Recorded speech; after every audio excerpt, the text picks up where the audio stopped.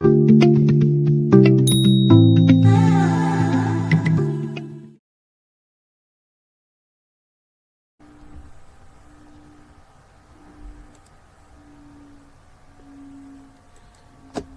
ladies and gentlemen, welcome to another tutorial with Urban Planning Studio Hub.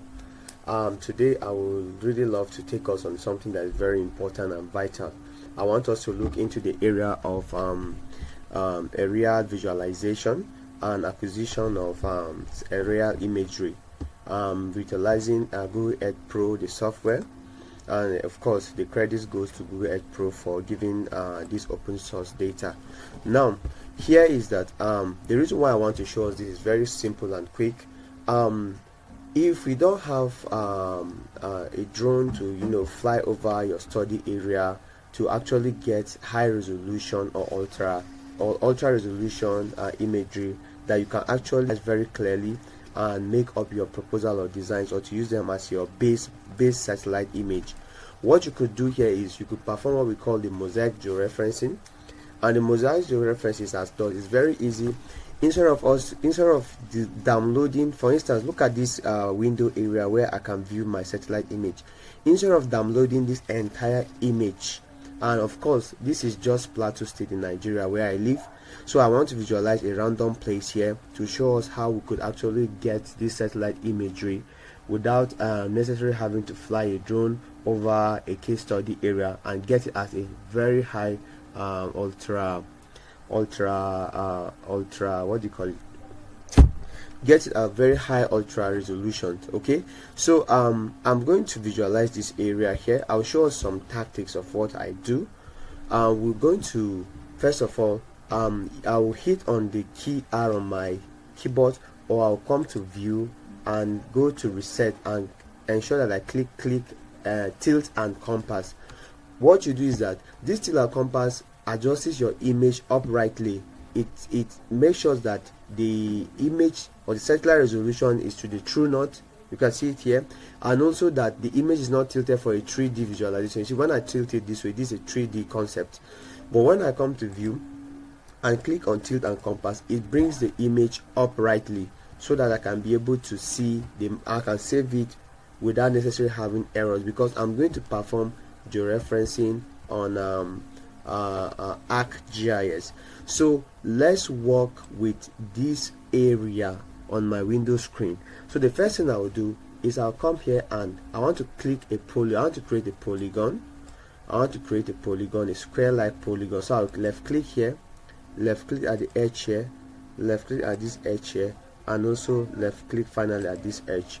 Then I'll hover with this window in, make some setups under the style. I would love to have outline alone. The outline I would love to have it as red, and then I want to enhance the width of the line to perhaps 3 or 5. Let's make it 10. Let's see, 10. Good.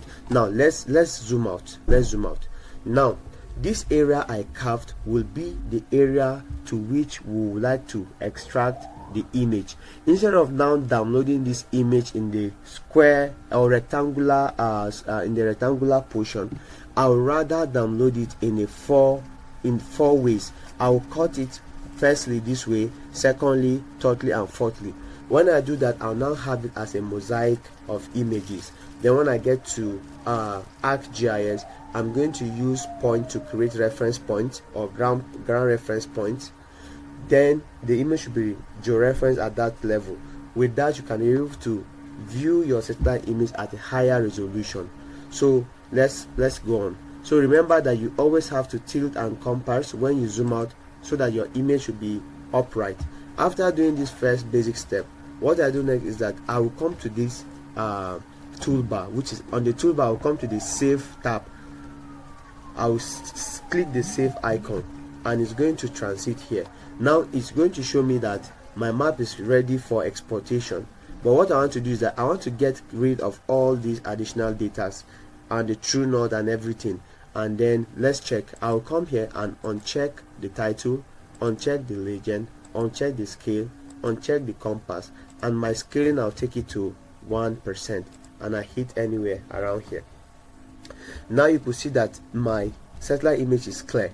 So what I'll do next is that I have this Eagle Eye Geography Limited where it's stained on the map. I would like to get rid of it so that my whatever visualization I'm having within this rectangular window will be as clear as possible. Okay, so the next and basic most important thing that you will do is you dash in here to tools, go to your options, and ensure that our latitude and longitude is written as degrees, minutes, and seconds, because we are going to use that as our data to georeference, or as our datum rather to georeference on our arc map.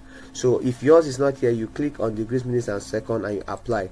And note that this procedure is workable for any region at all in the world. Okay, so I will now zoom in carefully to make sure that the red area accommodates my screen perfectly. Now you can see that it's not accommodating my screen perfectly.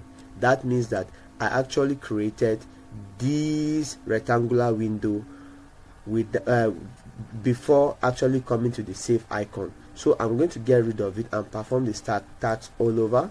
So let me search for where this is. Here it is untitled. If I uncheck, it goes. If I check, it comes back. So I'm going to delete it. I'll delete it. Okay, then I'll now perform it all over. Before I do that, I'll have to ensure that my image is on tilt and compass. It's very key. It's very key. Then I'll hit on what do you call it, this polygon. I will take this one-sidedly, then I'll click at the edge 1, I'll come to the other corner 2, the next corner 3, and the next corner 4. Now I have it better.